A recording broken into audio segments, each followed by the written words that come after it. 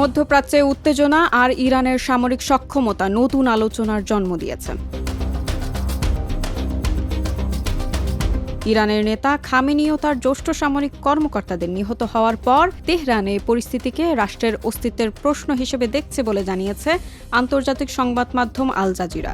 বিশ্লেষকরা বলছেন, আগের যেকোনো সময়ের তুলনায় এবার ইরান আরও সংগঠিত ও আক্রমণাত্মক প্রতিক্রিয়া দেখাতে পারে।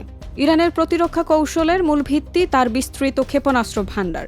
দেশটির দীর্ঘ পাল্লার ব্যালিস্টিক ক্ষেপণাস্ত্র প্রায় 2 থেকে 2,500 কিলোমিটার দূরত্বে আঘাত হানতে সক্ষম বলে দাবি করা হয়। স্বল্প ও মাঝারি পাল্লার ক্ষেপণাস্ত্র ইরানের গুরুত্বপূর্ণ কৌশলের আরও একটি।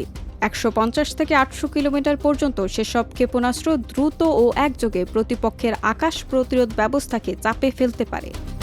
শুধু ব্যালিস্টিক ক্ষেপণাস্ত্র নয়, ক্রুজ মিসাইল ও ড্রোন প্রযুক্তিতেও জোর দিচ্ছে ইরান।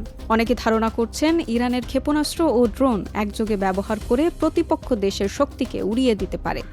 ইরানের সবচেয়ে কৌশলগত শক্তি হল ভূগর্ভস্থ মিসাইল সিটি। সুড়ঙ্গ ও গোপন উৎক্ষেপণ কেন্দ্রের এই নেটওয়ার্ক দীর্ঘমেয়াদী সংঘাতে অস্ত্র মজুত ও দ্রুত মোতায়েন নিশ্চিত করতে পারে বলে ধারণা করা হয়। হরমুজ প্রণালী ঘিরেও রয়েছে কৌশলগত হিসাব। বৈশ্বিক জ্বালানি সরবরাহের এটি গুরুত্বপূর্ণ পথ।